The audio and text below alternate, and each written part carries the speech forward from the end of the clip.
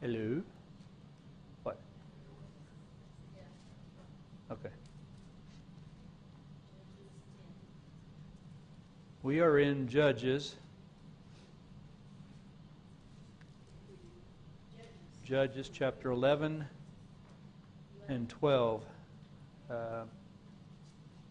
Be studying about Jephthah.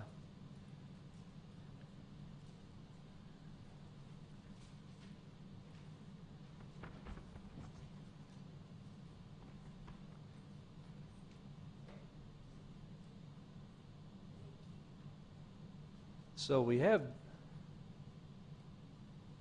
another situation here where Israel has, back in chapter 10, where Israel has fallen into the same old pattern with doing whatever they want to do instead of following God. Then they get, God sends an oppressor upon them, and they end up getting oppressed severely, and then they cry out to God, and then God sends a deliverer. Well, in chapter 10, God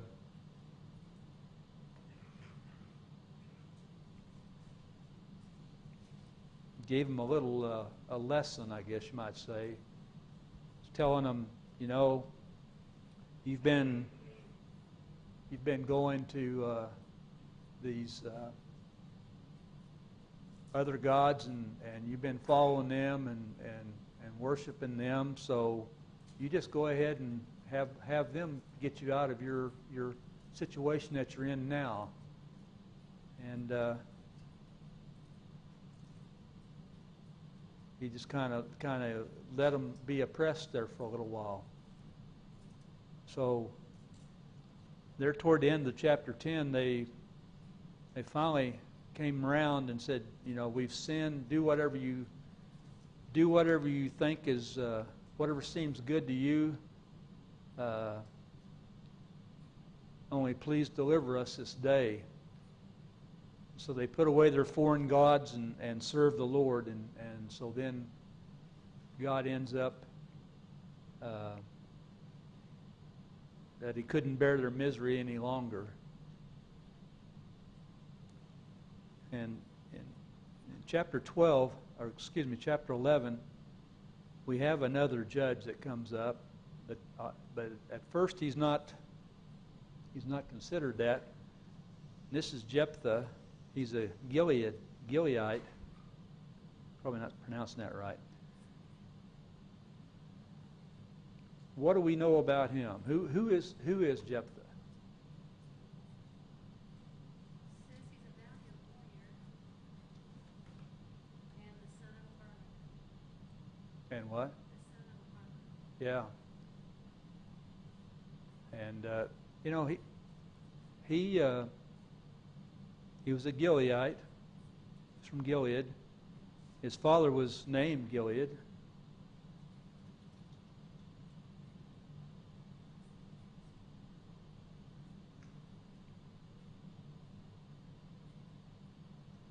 He ended up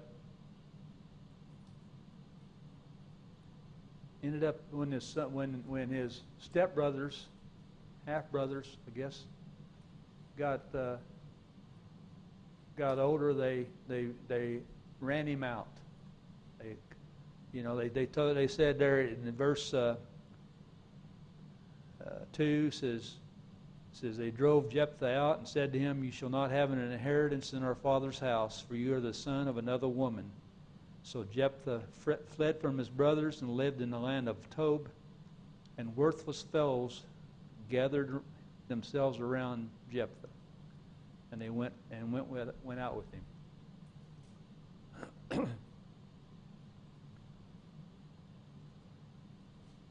Now, we find out, we see though that in the first verse here that Jephthah he was considered a valiant warrior.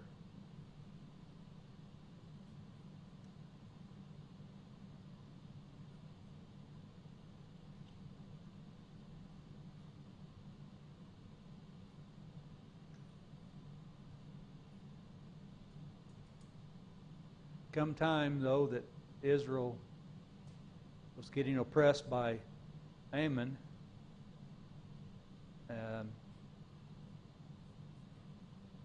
so the last part of chapter 10, the people of Gilead, the leaders, they says, who is the man who will begin to fight against the sons of Ammon? He shall become head over all the inhabitants of Gilead. So then at this point, then they go to Jephthah in Tob, and they go, we want you to be our leader. We want you to be their chief, to fight against the sons of Ammon. And Jephthah goes, why me? You ran me out. You don't want me around. And they're saying, well, we'll make you our chief and our leader, and we'll just do whatever you want. You'll be the head over all the people. Now, I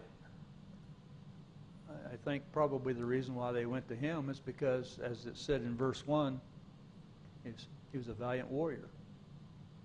And they probably knew that even though he wasn't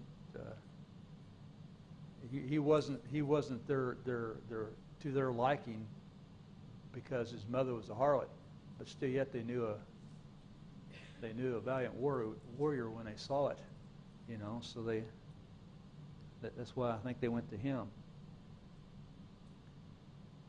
So Jephthah decides to go ahead and go back with them, and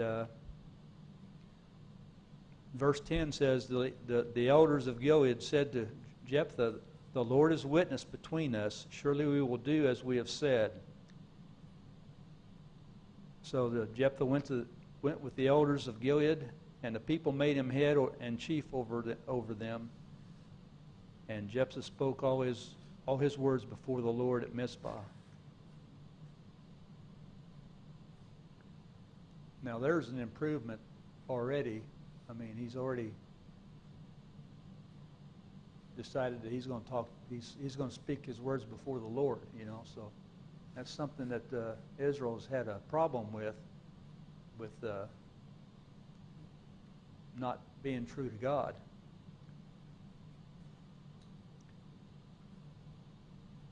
So Jephthah decides that he's going to find out what's going on. So he sends messengers to the king of Ammon and says, what is it between you and I, and you and me, and that you have come to fight against my land? So what's the reason given by the Ammonites for their conflict with the Israelites?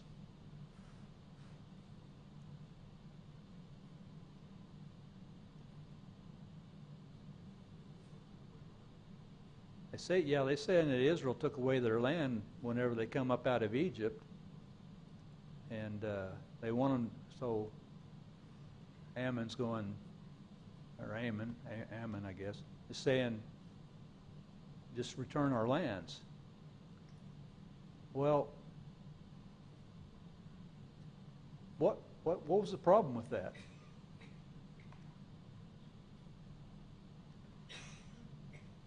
If you look at Numbers chapter 21,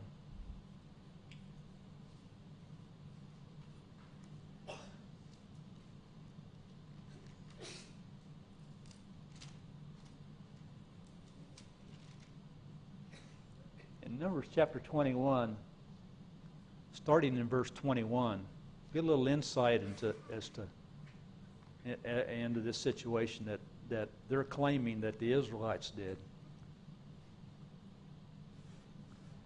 It says, Then Israel sent message to Sihon, king of the Amorites, saying, let me pass through your land. We will not turn into the field or the vineyard.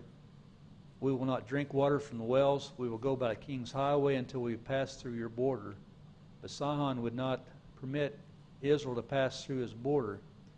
So Sihon gathered his people and went out against Israel in the wilderness and came to Jahaz and fought against Israel. Then Israel struck him with the edge of the sword and took possession of his land from the Arnon to the Jabbok,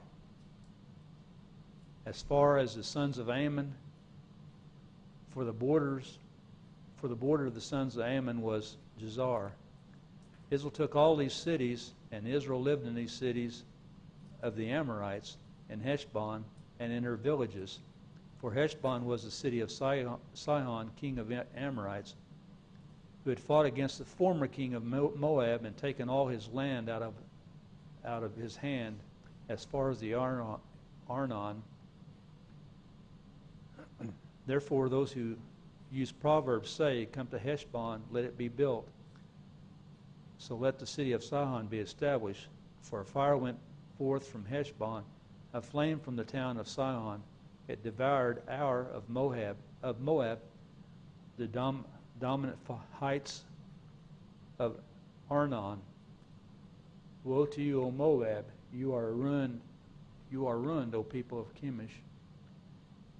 He has given his sons as fugitives and his daughters into captivity to an Amorite king, Sihon. But we have cast him down. Heshbon has run as far as Dibon. Then we have laid waste even to Nophah, which reaches to Medeba." Now, I read that because that tells us that Israel didn't take that land. The Amorites took that land. And Israel, when they came up, God gave it to them, but they took it from the Amorites. In fact, if you'll look at Deuteronomy chapter 2,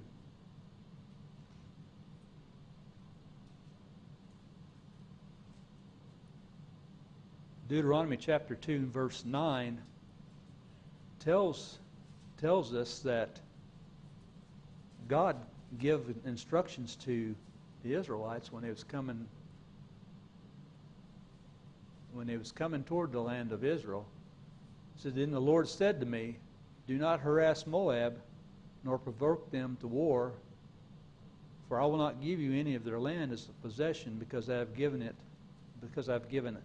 Ar to the sons of Lot as a possession." And then if you look down at verse 19,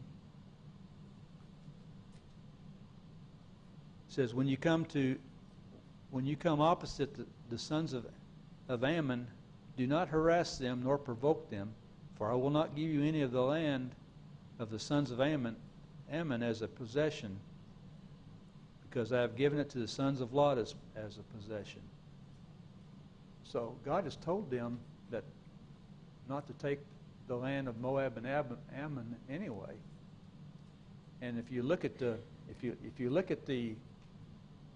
account of their journeys, once that they got so far up toward the Israel, and Edom wouldn't let them go past, so they actually turned around and went all the way back around to avoid any conflict with Edom. They went all around so they wouldn't have any conflict with Moab. So they took the roundabout way, which added years to their travel, and caused the Israelites to complain because they were going around, and not able to go through. It's taking extra time and everything like that.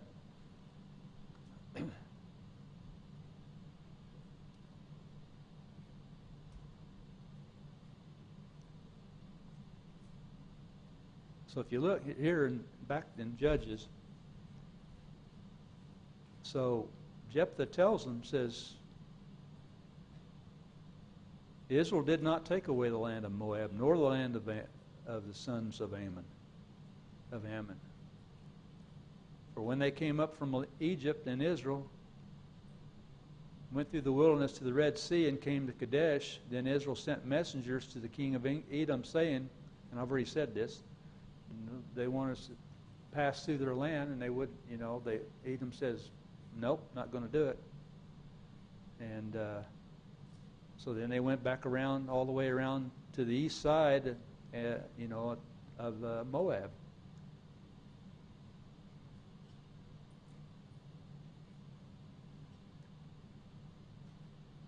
They was actually trying to pass through Sihon's country, but he wouldn't allow it. He come out and engaged them in battle. So they were just wanting to pass through their land, but Sihon wouldn't let them, so they ended up taking his land because God said that was all right.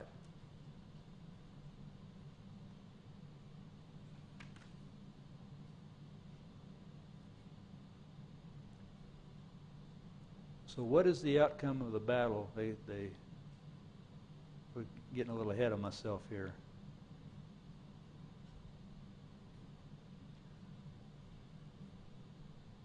So Jephthah sends this lengthy message to Ammon to try to explain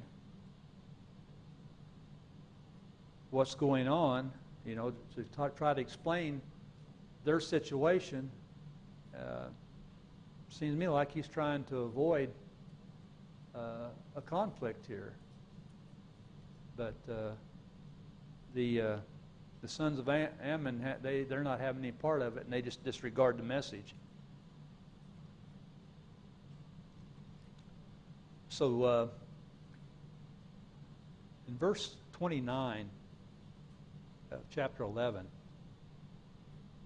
says, Now the Spirit of the Lord came upon Jephthah, so that he passed through Gilead and Manasseh, and he passed through Mizpah of Gilead, and from Mizpah of Gilead he went on to the sons of Ammon.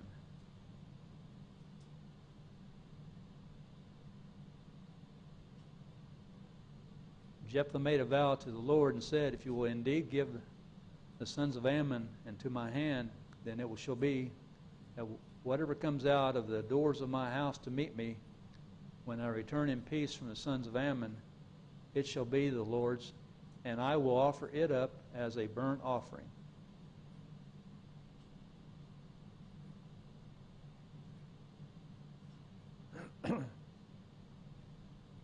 And as we find out, that was really a bad vow to make. So Jephthah crossed over to the sons of Ammon to fight against them, and the Lord gave them into his hand. So what kind of a battle was this? Was this one of those big battles that lasted, as it says, in verse 33, it says he struck them with great slaughter from Aurora to the entrance of Maneth, 20 cities as far as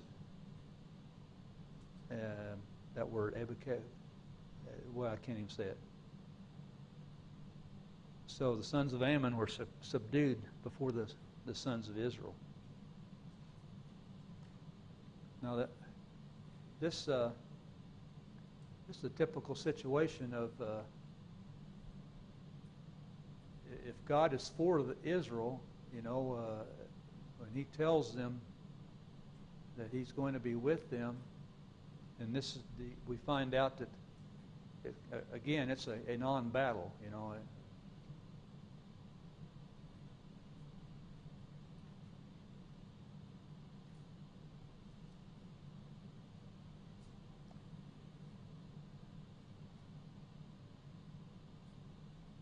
So Jephthah makes a vow with God that he's going to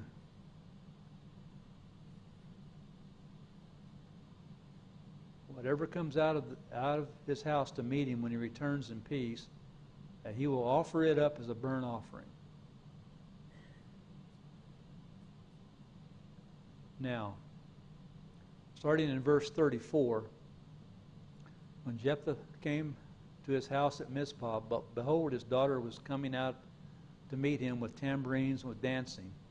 Now she was his one and only child. Besides her, he had no son or daughter. When he saw her, he tore his clothes and said, Alas, my daughter, you have brought me very low, and you are among those who trouble me. For I have given my word to the Lord, and I cannot take it back.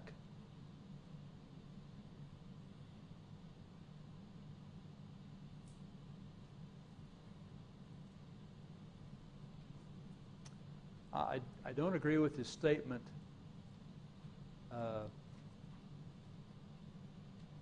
that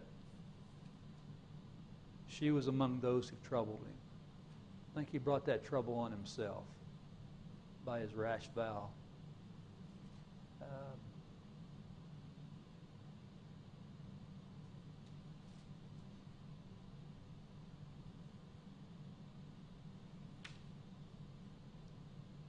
In his zeal, he made a bad vow.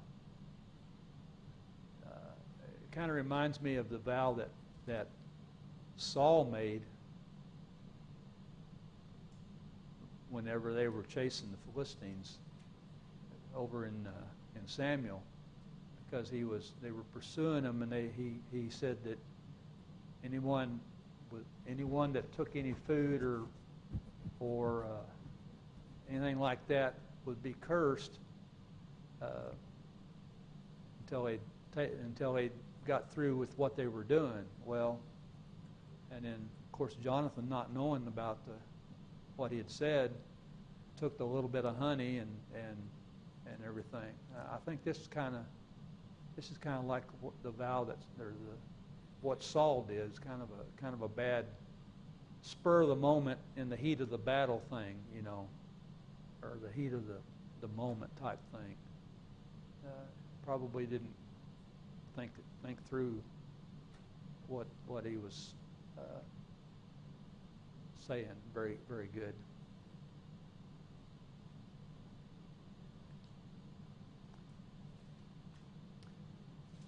But we look at the attitude that the daughter has, though. I thought that was pretty good, though. She's starting in verse 36. It says, So she said to him, My father, you have given your word to the Lord. Do to me as you have said, since the Lord has avenged you of your enemies, the sons of Ammon. She said to her father, Let this thing be done for me. Let me alone 2 months, that I may go to the mountains and weep because of my virginity, and I and my companions. And he said, Go. So he sent her away for 2 months. And she left with her companions and wept on the mountain because of her virginity. At the end of 2 months, she returned to her father, who did to her according to the vow which he had made. And she had no relations with a man. Thus it had become a custom in Israel that the daughters of Israel went yearly to commemorate the daughter of Jephthah the Gileadite 4 days in the year. So, did Jephthah sacrifice his daughter? He fulfilled his vow. He told God he would offer her as a burnt offering, so he has to consume it. Yeah, because when you look up there in verse 31, and he says, and I will offer it up as a burnt offering. Whatever comes out of the house to meet him.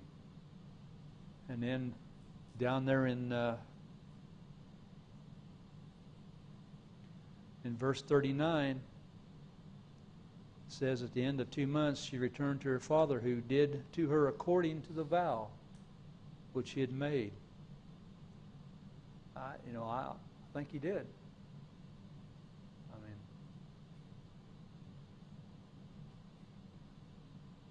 I think it's more than he kept her from marrying or anything like that. I think he fulfilled the vow, is what it says.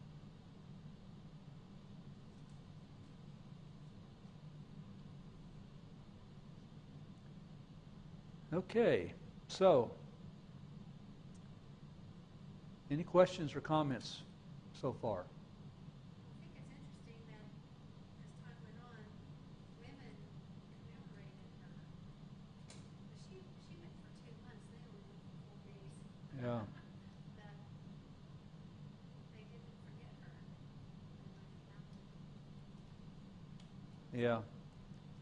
Well, and maybe that was a reminder to fathers everywhere.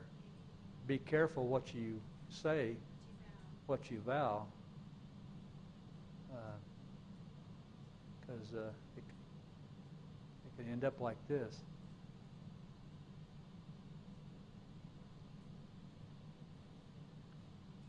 So in chapter 12, again, Ephraim has a problem. Ephraim seems to be has been kind of a problem child off and on here for sometimes here with Israel. So the men of Ephraim, they were summoned. Then the men of Ephraim were summoned, and they crossed to Zaphon and said to Jephthah, "Why did you cross over to fight against the sons of Ammon without calling us to go with you? We will burn your house down on you." Nice people.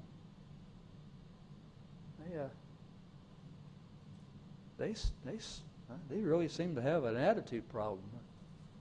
They wasn't very nice.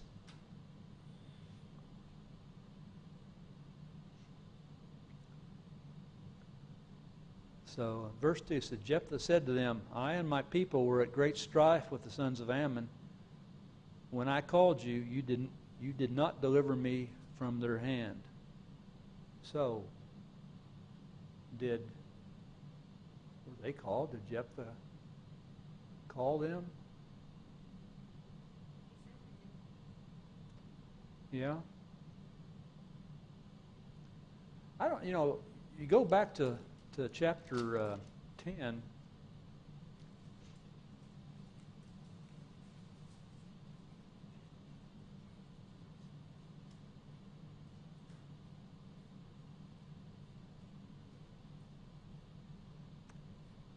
About verse 9. It says the sons of Ammon crossed the Jordan to fight also against against Judah, Benjamin, and the house of Ephraim, so that Israel was greatly distressed. So I don't know, maybe that's what Jephthah was talking about. I mean, Ephraim was one of them that was being originally fought against, and they apparently didn't do a very good job. But then, if you look at down in verse chapter 12, down in verse 4,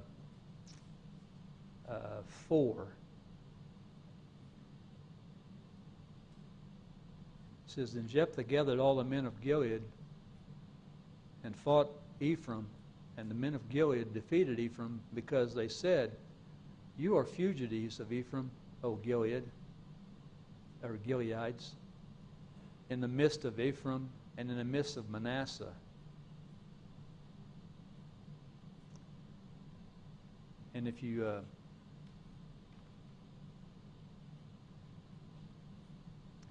look at verse 29, chapter 11, verse 29, Jephthah, it says that he passed through Gilead and Manasseh, and he passed through Mizpah of Gilead, and from Mizpah of Gilead he went on to the son of Ammon. I think I think I think he went through Ephraim. I think that's part of the area where he went through originally before he started was through Ephraim. And I think probably that he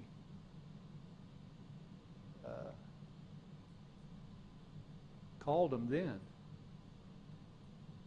I mean, I don't know. I mean, that's what I was kind of getting from. Anybody have any thoughts on that?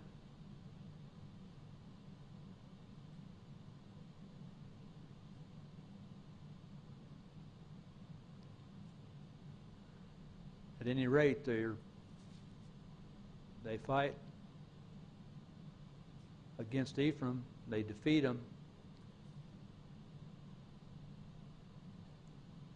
And Ephraim, you know, they're treating Gilead like they're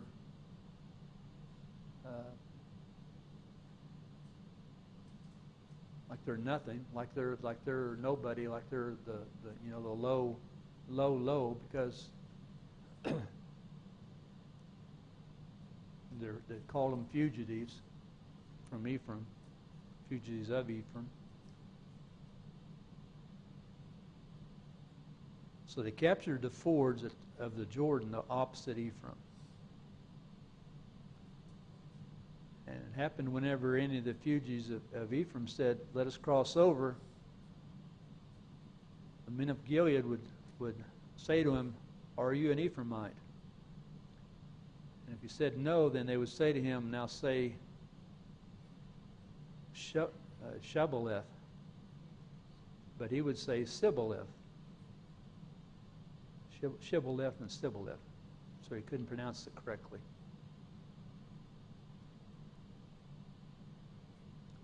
That's quite a. It's kind of like me trying to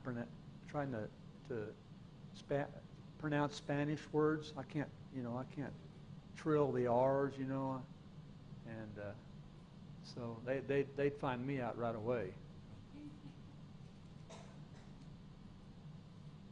So that's how they guarded the ford, was they would get them to say that.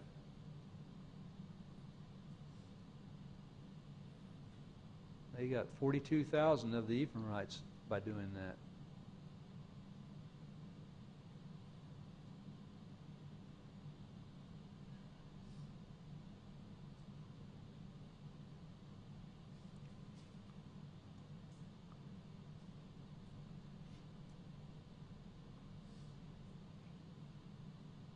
So Jephthah judged Israel 6 years.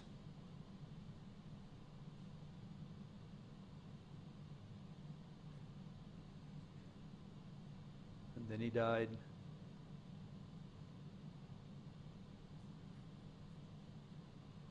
And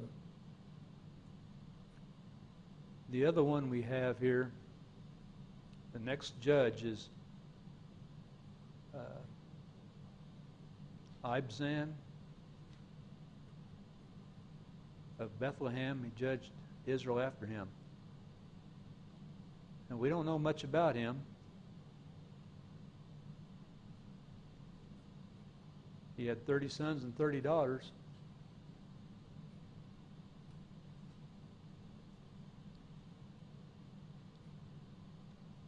Now,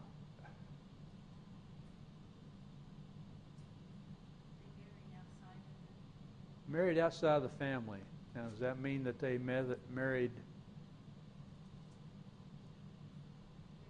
Did they marry from other tribes, or did they marry from other nations? It doesn't really say.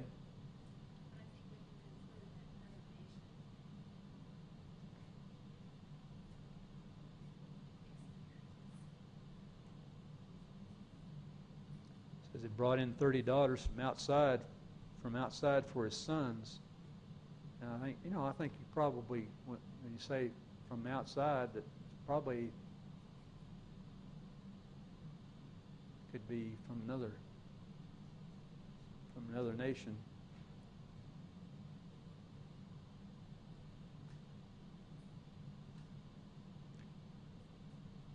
He judged Israel 7 years. And then the next one was Elon, the Zebulite. He judged Israel. He judged him for 10 years. It doesn't say much about him at all. It doesn't say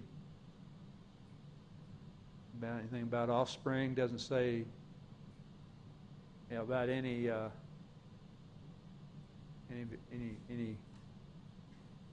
any great battles or anything like that. Some of the others, talk about how they killed 600 people with ox goad or something, but this doesn't have anything about any of his accomplishments.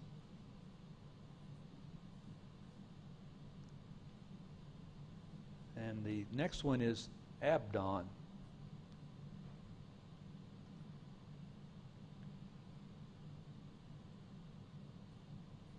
He had 40 sons and 30 grandsons who rode on 70 donkeys.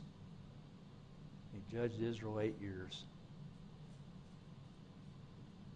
That's about all we know about him.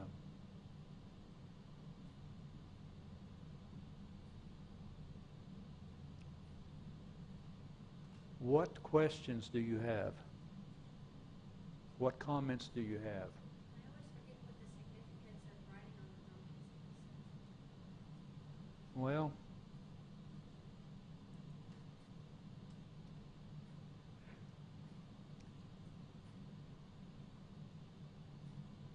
I don't know. If you look back at the law that was given to Moses, is they were told not to go back to Egypt and get horses, many horses, and all that.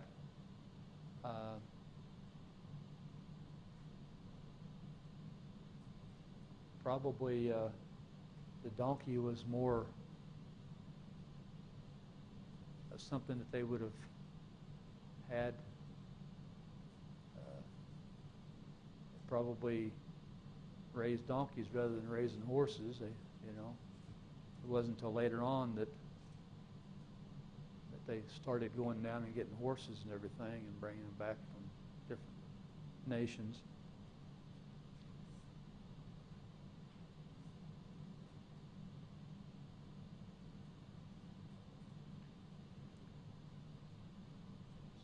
Donkeys were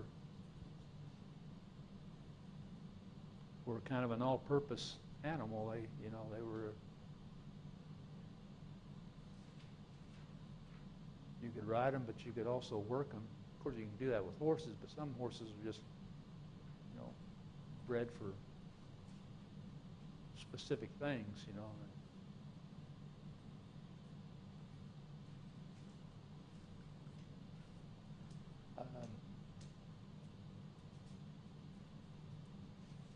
I've run out of things. A little lesson is early, but I don't know. Don't have anything else. Anybody have any comments or questions that somebody else could maybe? Larry?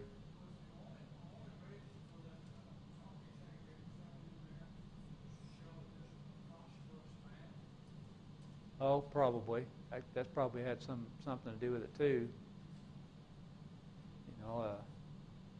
I don't. Yeah, you're right. Probably the majority of the Israelites didn't have that much. Yeah. That's right. Yeah.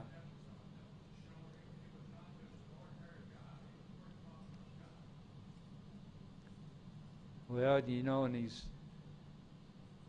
to have that many sons, that takes a lot to take care of all that. Of course, he has his work crew.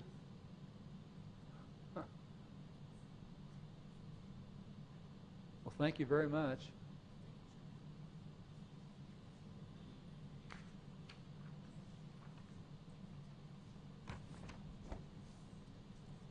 Next week we'll talk about Samson.